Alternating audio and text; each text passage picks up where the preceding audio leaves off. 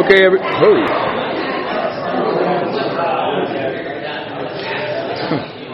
Okay, everyone, want to grab our seats? We're at 8:30 p.m. Let's grab some seats and wrap it up. We're getting us on the road here.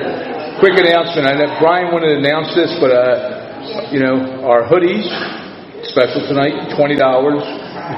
They're free with a $20 donation. What is it? T-shirts are free with a $7 donation. Anyway, we'll have some fun with it. Brian, come on up here. Let's welcome Brian and go to chair.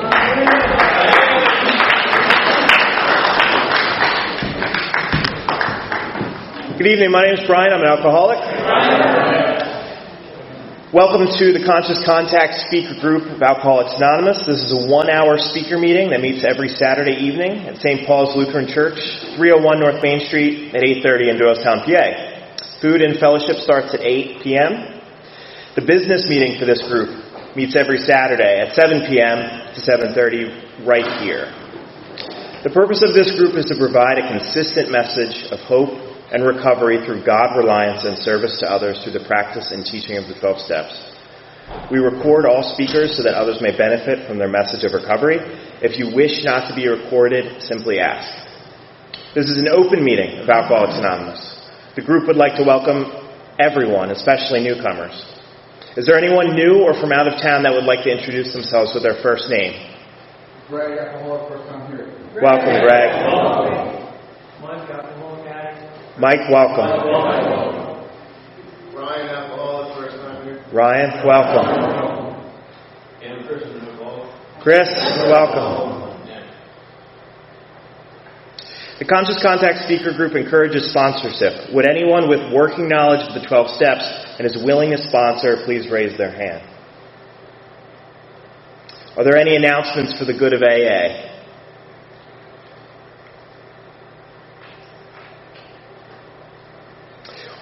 We have meeting lists and big books on easy terms. Please see me or any home group member after the meeting.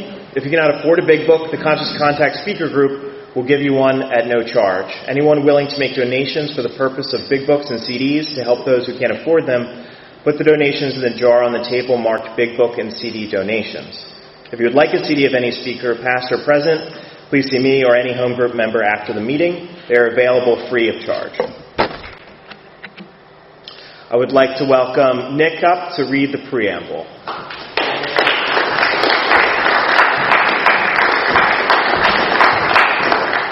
My name's Nick. I'm an alcoholic. Yay, preamble. Alcoholics Anonymous is a fellowship of men and women who share their experience, strength, and hope with each other that they may solve their common problem and help others to recover from alcoholism. The only requirement for membership is a desire to stop drinking. There are no dues or fees for AA membership. We are self-supporting through our own contributions. AA is not allied with any sect, denomination, politics, organization, or institution, and does not wish to engage in any controversy. Neither endorses nor opposes any causes. Our primary purpose is to stay sober and help other alcoholics to achieve sobriety. And we have Andrew to come up and read the 12 steps.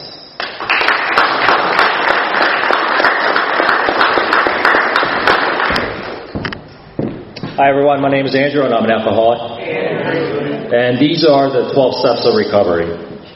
Number 1, we admitted we are powerless over alcohol, that our lives had become unmanageable. 2, came to believe that a power greater than ourselves could restore us to sanity. 3, made a decision to turn our will and our lives over to the care of God as we understood Him. 4, made searching and fearless moral inventory of ourselves. Number 5, admitted to God, to ourselves, and to another human being the exact nature of our wrongs.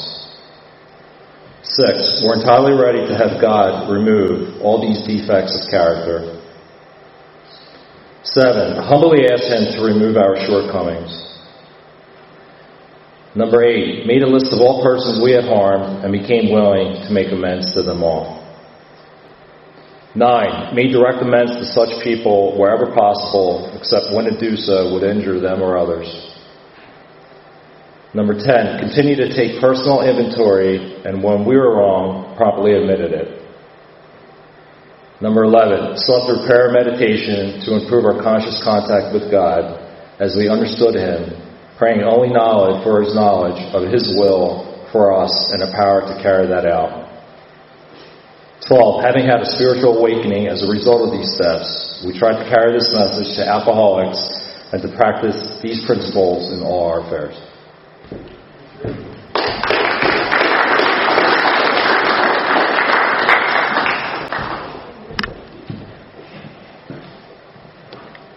Another quick announcement. The Conscious Contact group of Doylestown has a YouTube page. So we have speakers from past on that YouTube page. It would be Conscious Contact Speaker Group of Doylestown. The 7 tradition, every AA group ought to be fully self-supporting, declining outside contributions. At this time, we would like to pass the basket. We have no dues or fees, but we do have expenses. This group provides many services. Your donations cover rent, big books, CDs, events, and workshops, etc. There's absolutely no smoking on church property. Please take a moment to silence all cell phones and limit movement during the meeting to avoid distractions. I would like to introduce the speaker, a good friend of the Conscious Contact group, Alan from Los Angeles, California. Please help me welcome Alan.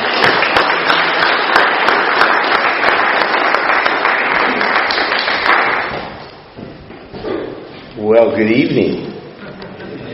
So somebody else canceled tonight. You guys have heard that, right? And Ron gave a call, first to air traffic control, and said, could you divert Dr. Berger's plane and get it to land in Doylestown so he can speak at the meeting? You know, Ron, your powers go beyond our imagination. No, I'm just kidding. So obviously. My name's Alan. I'm an alcoholic and an addict. I just recently relocated to Doylestown from Westlake Village, California. My wife was aggressively recruited by Johnson & Johnson to come out to help bring to market a new cancer treatment. So they gave her an offer that was hard to refuse, and since I'm working virtually now, so we just moved. We're living over on Mechanicsville and Aquatone. So I'm so glad to be a part of this area and hope to be a part of your group as I'm out here. My journey in the program started 5 decades ago. So this past summer I celebrated 50 years of recovery. Thank you.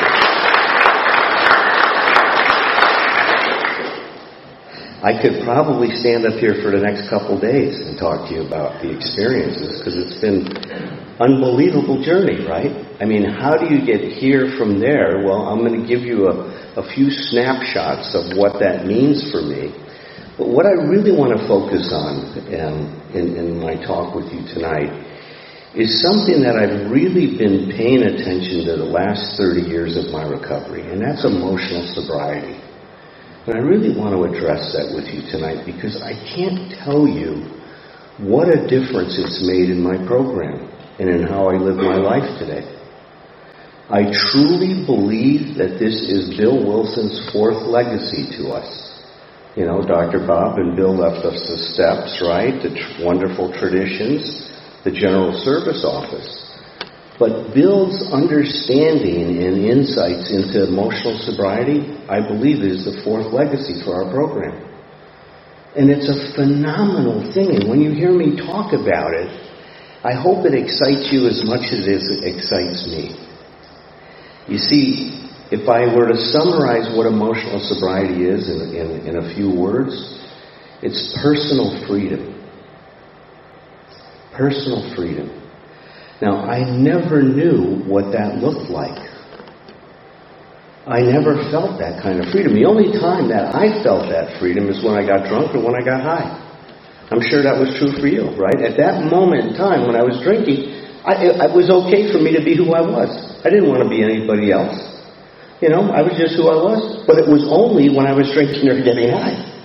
Because once I wasn't drinking or getting high, then I had to deal with who I was.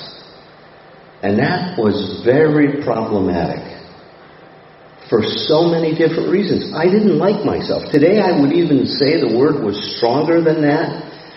I despised myself. I hated myself. I didn't want to be who I was. I wanted to be someone else. And I thought if I was someone else that didn't feel all these things that I felt, that didn't have these thoughts that I had, that I would be okay. So how do you build a life where you can be okay when it's based on rejection of who I am or who we are? Well, you can't. It's an impossibility.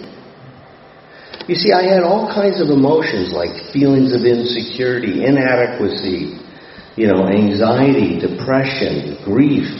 I didn't know how to cope with any of those things.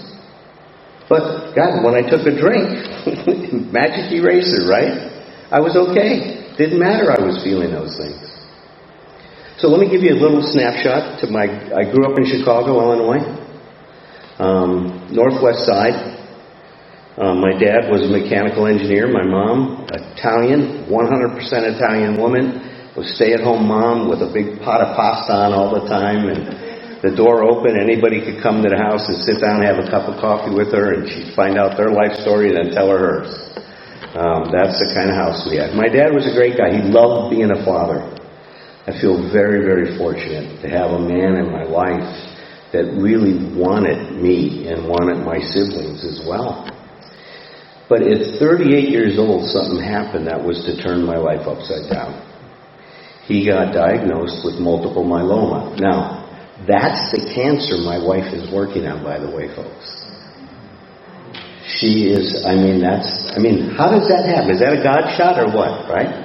She's on the way of now bringing to market something that looks like it might be a cure for the cancer that killed my father when he was 39.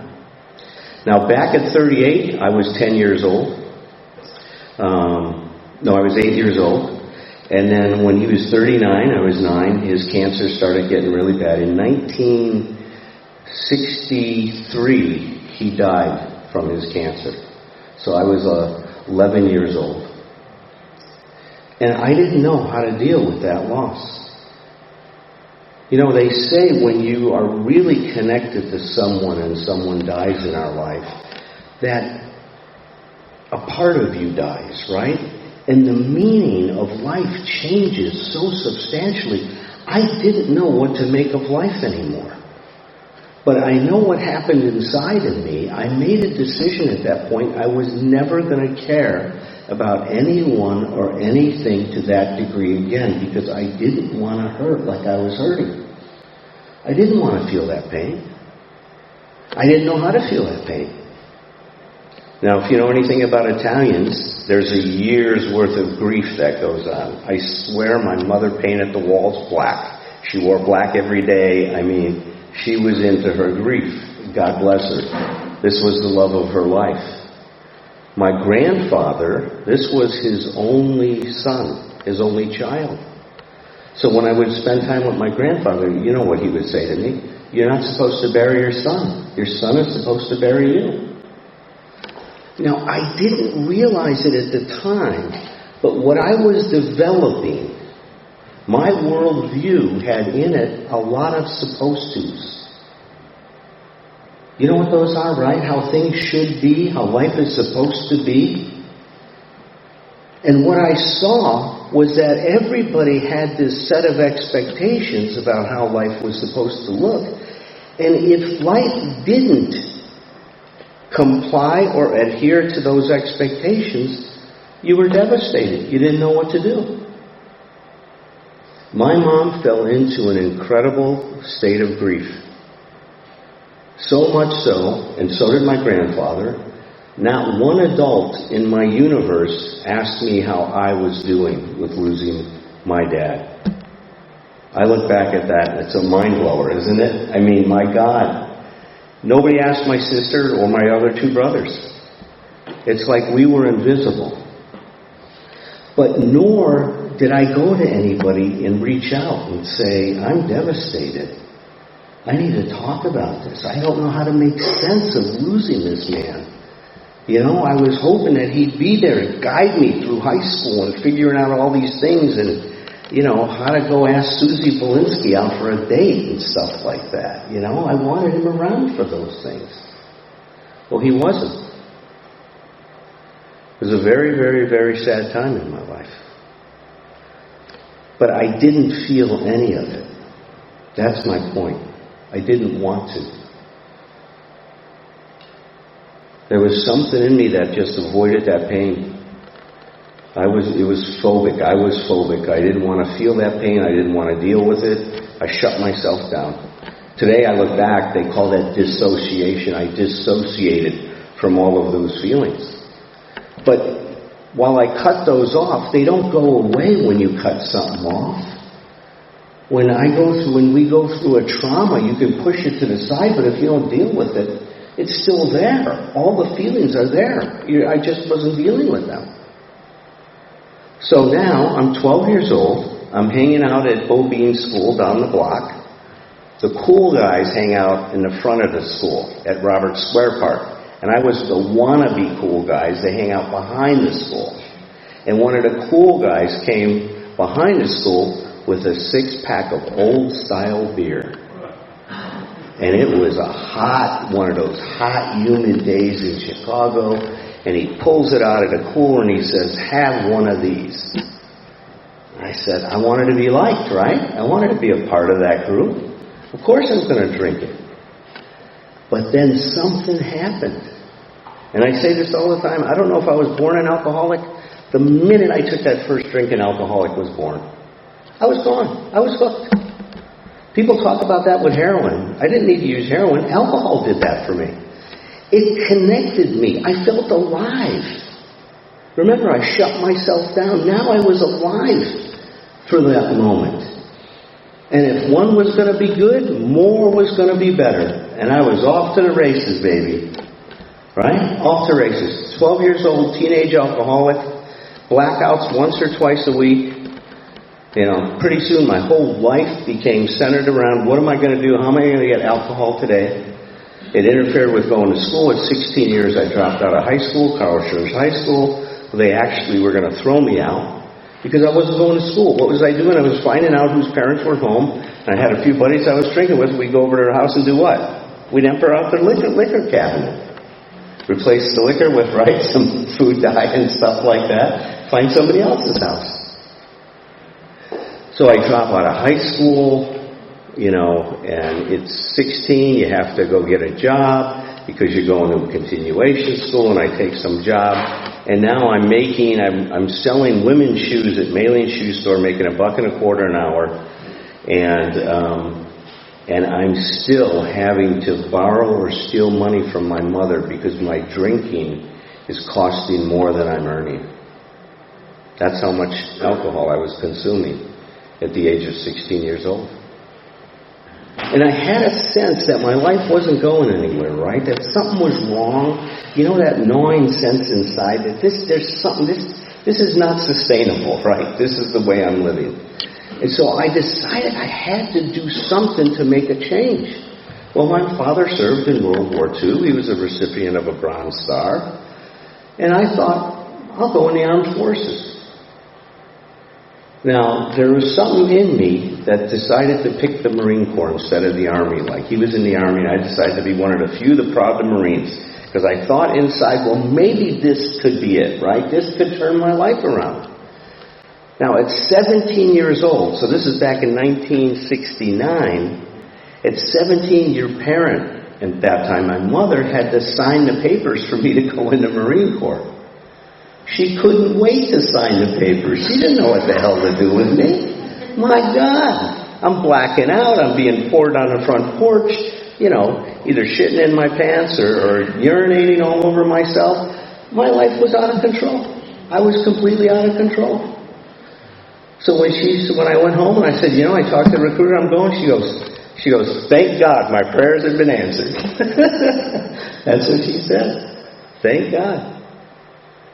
So here I go, off to the Marine Corps Recruit Depot. I'm a Hollywood Marine in San Diego. And they have a way. The Marine Corps knows what they're doing. They put you on a plane so you get there and you meet the DI at about 2 a.m. So you're sleepy, you're disoriented. And then, they pick you up at San Diego Airport and drive you over to Marine Corps Recruit Depot, and this guy gets on and he starts yelling. And I swear to God, he yelled for 16 weeks in a row. Didn't stop for 16 weeks. And I'm asking myself, what did I get myself into? Do you ever have that thought that seemed like a good idea at the time? Right? I would not recommend boot camp as a detoxification program. But the great thing was, I didn't know if I was shaken because of my lack of alcohol or because this guy was in my face and I was scared to death of him, right? So somehow, putting one foot in front of the other, I got through, boot camp. I went into my MOS, but the first year, every Marine is first an infantryman, right, a rifleman. So we go to advanced infantry training regiment, and what happens is you get liberty. You get to go out on the town on the weekends, and what happens the first time I go out of town, what goes on? Blackout drunk again. I'm an alcoholic. That's what my disease looks like. I drink and I black out. I don't know what's going to happen. I lose control. Not every time, but a good portion of the time, especially at that point in my life. So, the whole thing is starting again. It's going all over again. I can give you stories and stories about it. But what happens is that when I'm 18 years old, I decide to volunteer to go to Vietnam. My dad served, and he was in combat, and I wanted to go to combat, so now I head off to Vietnam at 18 years old. Now, I look back, and I have 4 children. I have a boy who is 18 years old, and I look at him, and I just can't imagine him being in combat at 18. There's something that just doesn't fit about the consciousness that you have. But I'm in Vietnam at 18, and I'm in Da Nang City, and we experienced combat there. But now I get introduced to drugs other than alcohol, right? And now that starts. The same response. I had the same. I'm an addict. If one's good, more is going to be better. And now I'm off and running with that whole thing. Come back from Vietnam, and I go home for a 30-day liberty. My last duty station is on the island of Oahu in Hawaii, right? What a beautiful place to have my last duty station. So I go home, I'm partying for 30 days. I'm burned out, literally. The day starts out with apple juice and vodka. And then probably at 2 or 3 in the morning it finishes up and I get up at 7 or 8 o'clock and we start partying all over again. That's just what my life looked like. So at the end of my 30 days, I am fried. Hard partying for 30 days. My buddies send me off. They take me to O'Hare Airport, and they're giving me a few hits of acid to take with me, a few joints, some speed. Say, keep the party going, man. You're going to Hawaii. It's going to be great there. And of course, I'm all for it. I got this stuff in my pocket. I've got good friends. And I get to Los Angeles, and I didn't realize we'd have to change airplanes. And I also didn't realize that in 1971, there were all of these international hijackings taking place. And so they had security, not where we see it, right, when you go up into the airport. It was right at the gate. And they had this thing around the gate, and they were checking everybody's bag and everybody's pockets and stuff before they get in. And I got these drugs in my pocket. So I must have looked incredibly paranoid, right? I was probably doing one of these things, right? You know how that goes. So I leave the line, and now, in a way, I am so grateful for how stupid I was. And you're going to see why in a minute. Usually I'm not grateful for that. But in this case, it turned out to be my God shot in life. So I decide I'm going to get busted. I can figure that part out. I wasn't that stupid. And I said, I got to get rid of this stuff, because they're going to get me. I look around, and back in 71, you could smoke in the airport. And they had ashtrays with sand inside of them. Now, I just came from Vietnam. My first duty station there was at the beach. We were on the beach, and we hit the drugs we bought in the sand. And I saw these ashtrays, and I said, you know what? I'm going to mosey up to an ashtray, move a little sand aside, bury some of these drugs, and move on to the next one. Well, that's exactly what I did. And they saw me exactly do what I did, and they followed me, and they dug up the drugs I was burying in every one of these about 6 ashtrays that I hit. Go through the line, I think I'm free, right? Man, Berger, you did it again, you figured this out. Go through the line, and 2 of the Los Angeles police are standing there and say, Marine, come with us. take me in the back room, put the drugs on the table, and I go, oh shit, here goes. Well, we start talking. One of the Marines, or one of the police officers, was an MP at China Beach, where I was stationed at the same time I was stationed in Vietnam. And he said, look, because we were at the same place, I'm not going to arrest you here, but what I'm going to do, I'm calling your commanding officer, and I'm telling him what's happened here, and, you're going to get in trouble when you get over there. So I get on the plane. What's it, 4 or 5 hour plane ride? I'm fantasizing there's going to be, military police standing there for me. I'm going to be arrested. They're going to throw me in the brig that night. I get off the plane and nobody's there. I'm looking all around. Where are those guys? So now, and I know you've done this too, whenever I got in trouble, I quickly hatched a scheme to try to get out of it. So what could I do to minimize the harm that I've just created, right? How could I minimize the consequences that I was going to experience? I decided the best thing to do is turn myself in and say I needed help. The Marine Corps had a zero-tolerance drug policy. I'd be on the plane in a few days, back to Chicago, get Hendrix back on, put the doors on, and let's party, baby. Come on. This Marine Corps thing, I was into peace and love, man. Forget this combat anymore. I didn't want to do that anymore. So I do that. I turn myself into Top the next day. Hey, Top, I've got a drug problem. And he starts to shuffle papers on his desk. I'm going, I just told the guy I got a drug problem. He goes, Berger, you're one lucky Marine. It's like, what is he saying this for? He says, 3 days ago, the Marine Corps started a drug exemption program. Because so many, you can't plan this stuff, kid. So many of you guys were coming back from Vietnam with a problem, and we were discharging you and sending the problem back to the community. The Marine Corps felt that they had a responsibility, so we've started a rehabilitation program. In fact, you're going over there right now, Berger. I was the 3rd Marine admitted into the program, the 3rd day the program existed. Right, 3 is a lucky number for me. Very lucky number. Now, had I been arrested in LA, what would have happened? That would have never gone down, would it? Right? Had that MP, that guy that was a former MP, now a police officer, he set things in motion for me to go into this program. I'm forever grateful for that guy. Forever grateful. They had no idea what they were doing. The program's 3 days old. They had a captain in charge who had a bachelor's degree in psychology.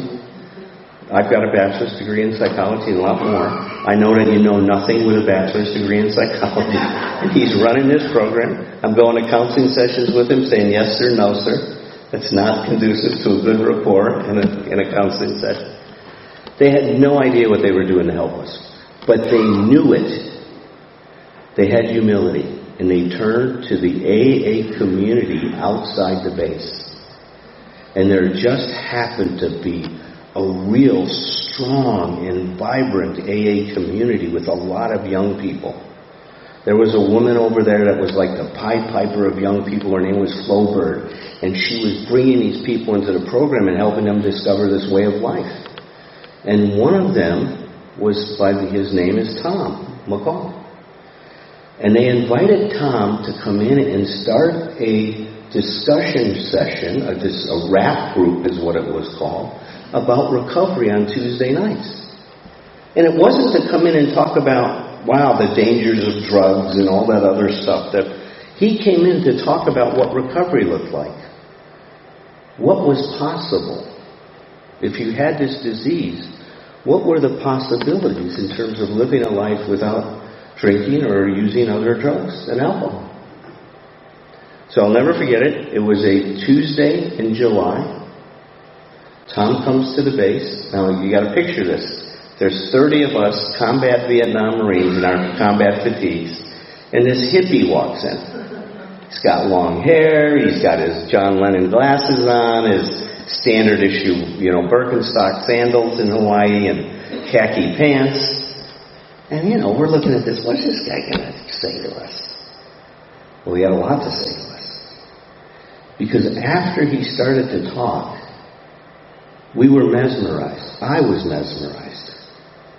Because what I saw in Tom, in fact, I was just talking to him before the meeting started. I missed the first picture because of it. He called me a couple minutes before I was coming on today to check in with me. I was concerned, he lives in Hawaii, about the flooding and stuff, if he was okay, and so I was glad to hear from him. But what happened is I experienced, for the first time in my life, somebody who spoke from their heart. There were no games. He wasn't playing any games. He had a personal freedom from all of the things that I didn't know how to deal with. He could talk freely about his insecurities. He could talk freely about his inadequacies, about his depression, about not knowing, his ignorance. Tom was okay being Tom. He was okay at talking about where he wasn't okay. He was even okay with not being okay. Well, I didn't know how to get to okay without being okay. If I wasn't okay, I didn't want you to know that. But he was okay with talking about not being okay. Now, I can't tell you what that meant to me. That didn't seem like a possibility in life. To talk about being afraid? I was a U.S. Marine. Are you kidding me? I wasn't going to own that to anyone. That day, I saw the freedom that I so longed for my whole life. That personal freedom. And that freedom created an unbelievable authenticity that blew my mind. Something inside of me that night came alive. I got so excited about the possibilities. In fact, the way I describe recovery today is the discovery of possibilities, new possibilities in our life. And that's what happened. I was excited. I was turned on. Now, my recovery was based on the possibilities, not about being afraid of what was going to happen. Trust me, that kind of motivation doesn't last real long. Right? If you got a hole in your roof and it's raining out, you want to fix the hole in your roof. But if you live in California, you got 360 days a year, you don't call the damn roofer to fix the hole because it's sunny outside. So pain can get us started well, but it's got to transfer into this excitement of new possibilities in our life. And that happened for me. I got so excited what I saw going on. There was a power, a force here that I didn't see anywhere else in life. People becoming what they could be. People dealing with things. People addressing their problems, not running away from them. People trying to figure out how to make this life work. I was hooked. I went up to him afterwards and I said, "How did that happen?" He said, "Stick close, I'll show you." We started working the steps. Right away. And I started to get a vision. Now, of course, it's my first year, right? But I started to see that there was a new possibility that existed for me. Tom is still my sponsor today. After 50 years. I've had one sponsor for 50 years. Isn't that something? I got to go back to Hawaii several years ago. He's about 3 years ahead of me. He's got 53 years clean and sober today. And I got to go back there and celebrate his 50th birthday at Kailua, the park across from the Kaneohe Marine Corps Air Station, where we spent a lot of time sitting and talking about recovery. What a gift that was. And he's had an amazing life, He's carried the message everywhere. A lot of his work is in Narcotics Anonymous now, but just tell you one real quick story because it just touched me so much. He was on the Board of Trustees for 16 years. And part of what they do, and he still did, even after his terms were up, is they go to different parts of the world and teach people how to start meetings, right? We do that in Alcoholics Anonymous as well, these meeting workshops where you teach people how to run a meeting, how to create a meeting and stuff like that. Well, he and 3 other members from the World Service Organization were invited to go to Iran. And what happens often is when people come from the World Service Office, it's a big deal, right? I mean, this is a big thing. So it's like Bill Wilson coming out from the GSO, right? These people are running, are the group that's organizing and running what's going on in Narcotics Anonymous. So they're often invited to speak. So they told him, we've got a meeting set up for you to speak at. And usually there's 200, 300, 400 people at the meeting. They take him to the soccer stadium. He walks in. There's 15,000 people at this meeting. Men are on one side, women on the other side because of Islamic law, right? And so he's up there sharing his story, and through an interpreter. He doesn't speak Farsi. And halfway through his talk, he hears this chanting going on, this rhythmic chanting. And their interpreter says, "Do you know what they're chanting?" He goes, "No." He goes, "They're chanting, 'May God never take your recovery from you. May God never take your recovery from you.'" It touches me so much. They felt the power of this program. And I felt that in my life, too. As you can hear, when I talk about him, I just, I love him. I love him to death. So one of the things I start to see as I start to do this work is I realize that the alcohol and other drugs were only a symptom of my problems. I was a mess. I screwed up my life really good, a lot in a very short period of time. And it started well before I picked up the drink. It started when I started to get all these ideas about what was supposed to be. You see, I now see that the way that things were in my head is I'm okay if. That's how I live my life. I'm okay if things went the way that I wanted them to go. I was okay if you liked me. I was okay if I got that job. I was okay if fill in the blank. My sense of self was completely based was other validated existence. I was completely emotionally dependent on everything. And so, when something would happen where somebody would say, "God, that doesn't look like a big deal," it was a big deal for me. It was always a big deal for me because I made everything about me. If you said something, and you said even something mean to me, I couldn't separate myself from you. I would say, "How dare you talk to me that way? Don't you know who you're talking to?" I would take it personally. I took everything personally. I was a nuclear reactor to everything that was going on. You poke me anyway, man, I'm reacting. There goes Al, the reactor. Well, how do you keep any peace of mind or serenity if my sense of well-being was based on what you were doing or not doing? And of course, none of you guys read the damn script. What, right? Was the actor that was trying to be the director? You guys remember that part in the book? Oh my God. And I wouldn't hesitate to tell you what you were doing wrong. But could I see that my whole life was based on this big lie that says I'm okay if? That meant I had to control all the conditions and people surrounding me, as Bill said when he wrote this letter back in 1956 that was published in the 58 Grapevine.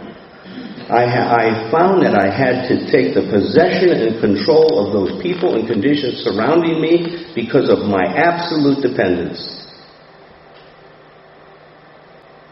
I was that king baby that they talked about. Wanted everything my way. I didn't realize that my problem was my emotional immaturity.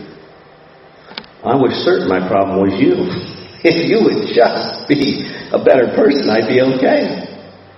Of course, you've got your own stuff going on. Today I realize nothing you do is, personal. You're not doing it to me, you're just doing it. You're behaving the way you behave because of who you are. I behave the way I am, behave because of who I am. has nothing to do with me. What you feel has nothing to do with me. Those are your feelings. My feelings are my feelings. They have nothing to do with you. If I think you hurt me, it's only because it reminds me of some idea I have about what's supposed to go on. You're not hurting me, I hurt me.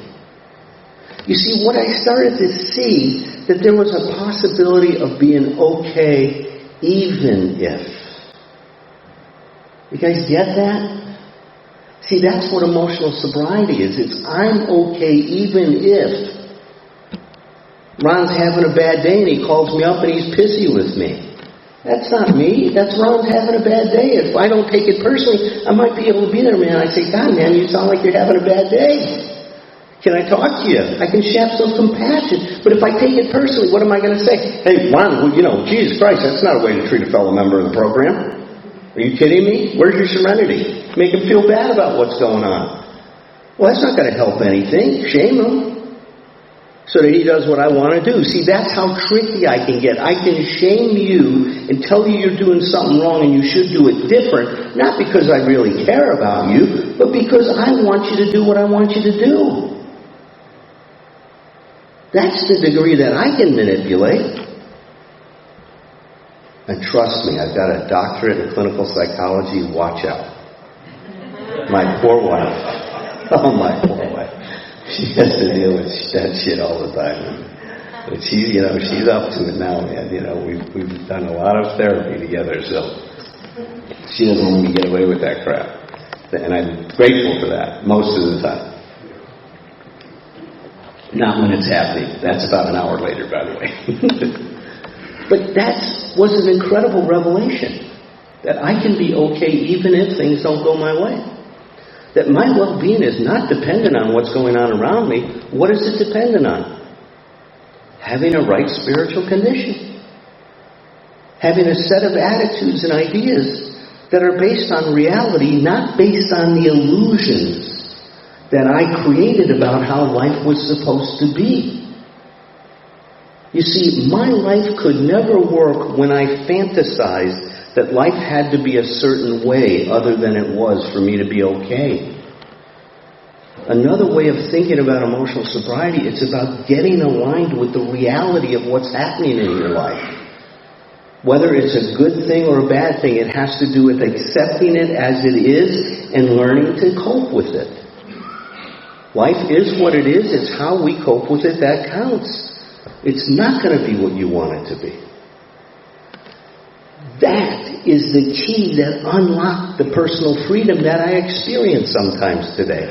It's not all the time. Emotional sobriety is a process. It's not a state that you get in and you just stay there all the time.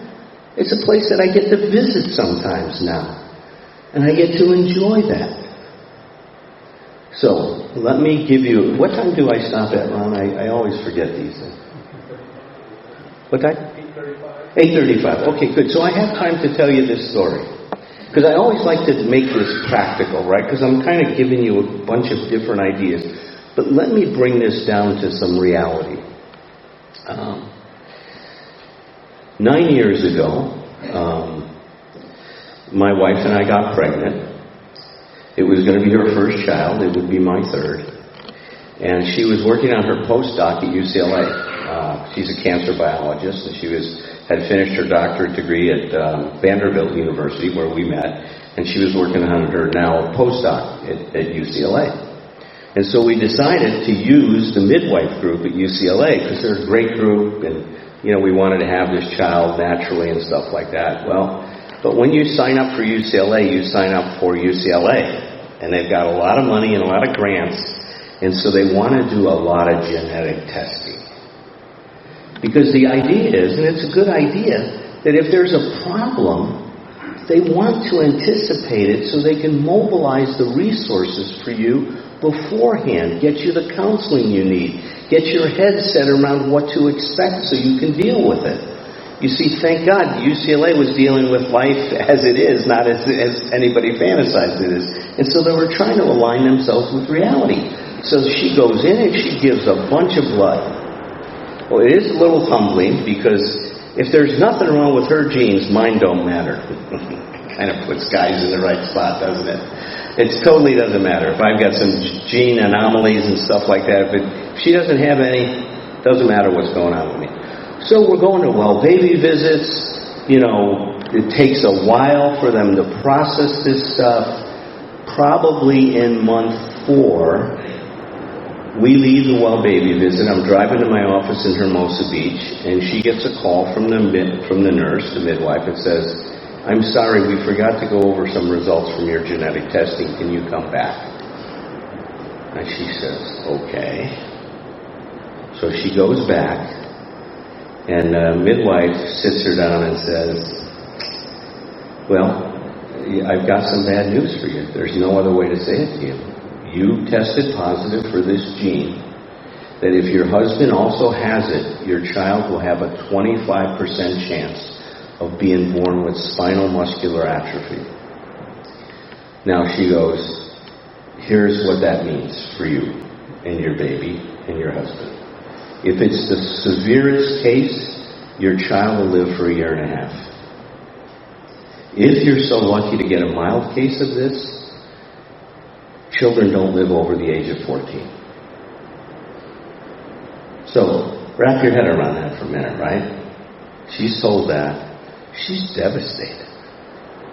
My God. She's crying, she's scared, she gets anxious.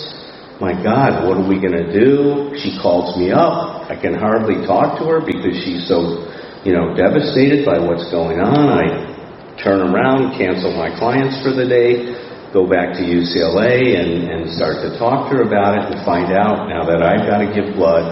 And so she's telling me about this. I'm crying. We're crying together about this whole thing.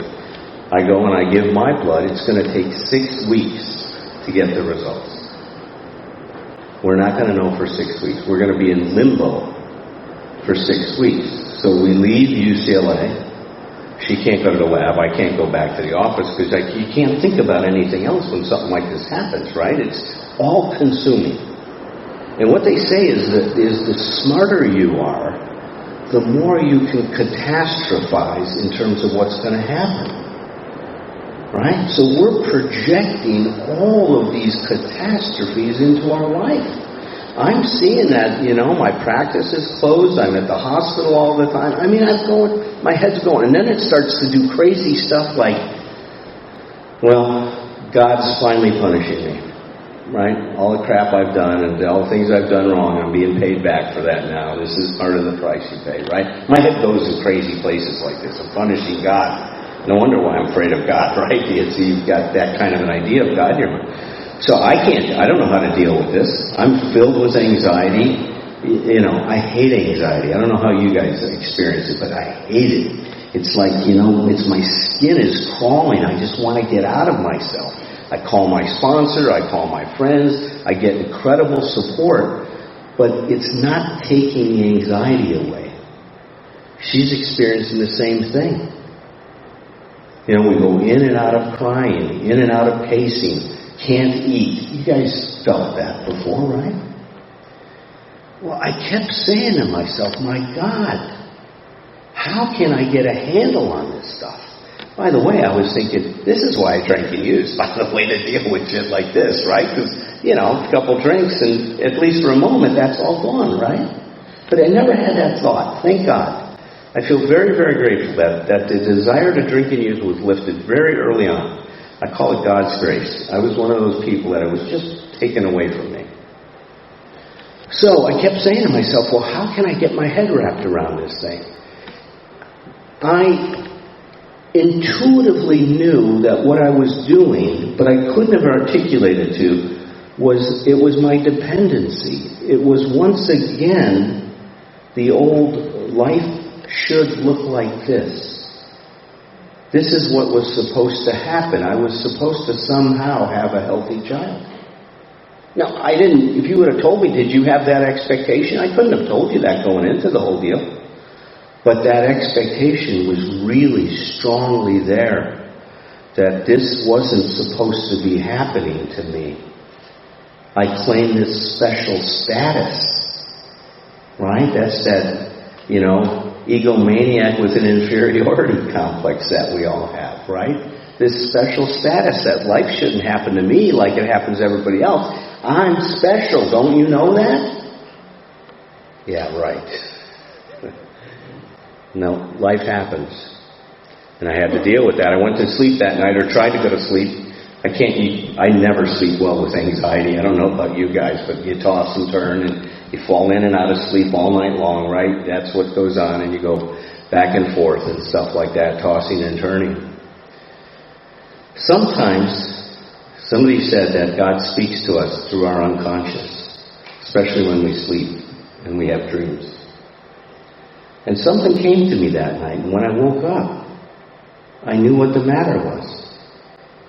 I said, I'm letting this possibility, that's not even a reality yet, by the way. You guys didn't lose sight of that, did you? I'm living in the future completely. Don't even know if I have this thing or not, and I've already got myself having it and in the hospital. So that's what I do to get myself anxious. I know how to create anxiety. Just go ahead and project a catastrophe into the future and pretend it's real. That's what I did. When I woke up, I realized that that's what I was doing. And I said to myself, I got this thing all backwards. Life doesn't have to be what I think it needs to be. I have to deal with it as it is. And how do I want to deal with this? I knew in my heart I wanted to be a dad. I love being a father. It's one of the best things I've done in my life. I love children. And I love being a part of their lives. That was unquestionable in me. And I said to myself, if God only gives me Madeline for a year and a half, I'm going to love this big child for a lifetime and a year and a half. And if God is so generous to give her to me for 14 years, I will enjoy every one of those days in that 14 years, and I will love her a lifetime in 14 years. The minute I said that to myself and out loud to my wife, no more anxiety. It was over. When I shared it with my wife, it was like I handed her a bar of Xanax. She wasn't anxious anymore. She had no anxiety. It was gone. Because I decided I will deal with whatever it is that I have to deal with it, and I can find a way to deal with it and be okay, because I don't need life to be a certain way to be okay. I need to be a certain way to be okay with God's help. Love was the answer. Then I had the second insight that even carried this farther. I know, as a psychologist, that her reality will be defined through how we treat her. She won't know the possibilities of her existence that I know because of my experience. And if that's going to be her life, she'll have the best life she can have given the possibilities that exist for her. My goodness. That's freedom. You guys see it? That's what freedom looks like. It's not what's happening to me. It's not what went down that's going to make me feel good or bad. It was how I dealt with it. How I coped with it. The meaning I was able to find in it that was beyond the dependency. Bill calls emotional sobriety true independence of spirit. Listen to that phrase. True independence of spirit. None of this stuff needs to mean anything to you unless you make it. And if you're reacting to somebody else, you're reacting. It's not what they're doing, it's what you're doing. We got to get that. Our problem isn't out there, it's here. It's the meaning we're giving to the situation. It's how we're looking at it. It's what we're doing to cope with it. And a lot of times we project it out there hoping that somehow somebody's going to come along and make it better. Because we don't have that faith in ourselves. And I understand that. Why should we? You know, we're king babies and queen babies. We think somebody else is going to fix our life. Emotional sobriety says no one is coming. No one is coming. You're going to need to figure that out with, God of your understanding. That's what's going to happen if you're going to make this thing work. Somebody's not going to come along and make that right. You're going to have to look inside you and start to deal with some of the stuff. Start to deal with some of the things you don't want to face and deal with. Start to deal with some trauma you have that may be interfering with your well-being in your life, or whatever you need to address. Because trauma doesn't create alcoholism. Alcoholism is an independent disease. Yes, some of us have been traumatized, but it's not caused by trauma. Something else is going on here. There's a lot of different forces that are at work with this disease that we suffer from. But these are the thoughts that started to give me some freedom. This is what I call stage 2 recovery, learning how to cope with life, learning how to deal with life, learning how to truly approach an unconditional attitude. Do you see what I mean by that? It's unconditional because it means that my well-being is not based on any conditions about how things are supposed to be.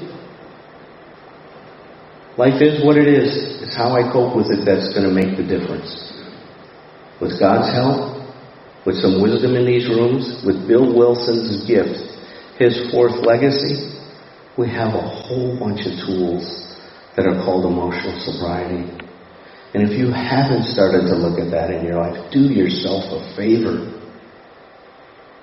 Bill said in the 12 and 12, which was written in 1950, right? So this is 15 years after the big book was written. He said in the 12 and 12 again, I think at the end of the first paragraph, when he's discussing step 12, he says, if we begin to practice these principles in our daily affairs, that we and those about us begin to achieve emotional sobriety. I've been to a lot of meetings. You know how many times I've heard that stated from the podium? No one says that. The purpose, the goal of this program, yes, physical sobriety has to come first. That's the first step, right? That's that paradoxical miracle that happens. I admit I'm powerless and I find a power that I could never tap into before. But that's it. Now it's about emotional sobriety. All these steps are to help us achieve emotional sobriety. And emotional sobriety is about humility. It's about letting go of these ideas about how things are supposed to be. It's learning to not take things personally. It's learning to surrender your hobbling expectations. That's what this journey is about. When we really embrace recovery from Bill's hope that we achieve emotional sobriety. So I hope, if nothing else, my talk tonight will inspire you. You can look up Bill's letter on the internet. It's there for everyone to look at. There's all kinds of meetings now starting to take place. I can even provide some information for you guys. I started an Emotional Sobriety Anonymous meeting on Thursday nights when COVID hit. And it's on Thursdays. It's 10 p.m. out here. It was 7 p.m. in LA. Now it's 10 p.m. out here. But we get almost 200 people at the meeting from all over the world that come and learn. Right now we're going through the steps and talking about how the steps help achieve emotional sobriety, and all those recordings are on YouTube channel as well if you look up my name. So I hope I've inspired you to start to think about this in your life, and thank you so much for giving me a chance to come and share with you guys tonight and to bring a little emotional sobriety into Doylestown. Let's hear it for Doylestown and emotional sobriety.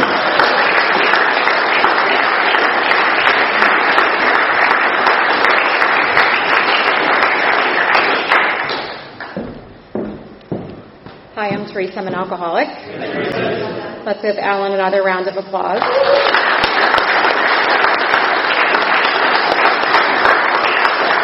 A few announcements before we close up.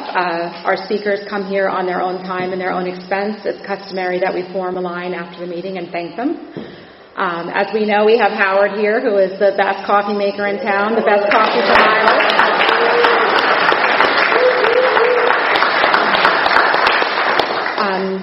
As we mentioned earlier, we have the Conscious Contact Speaker Group YouTube page where you can go listen to speakers.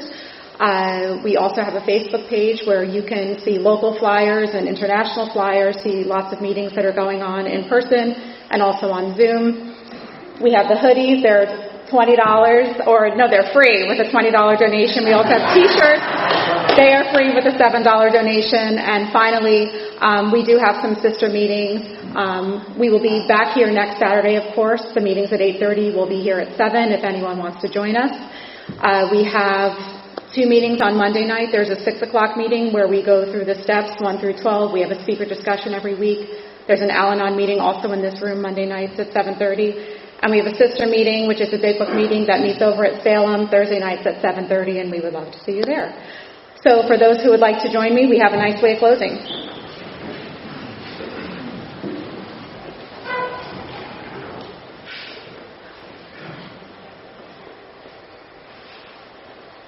Our Father, who art in heaven, hallowed be thy name.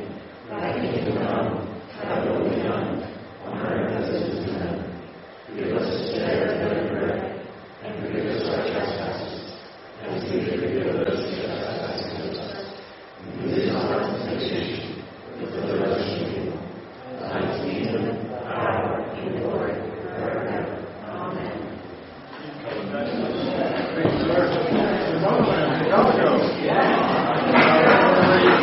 Go.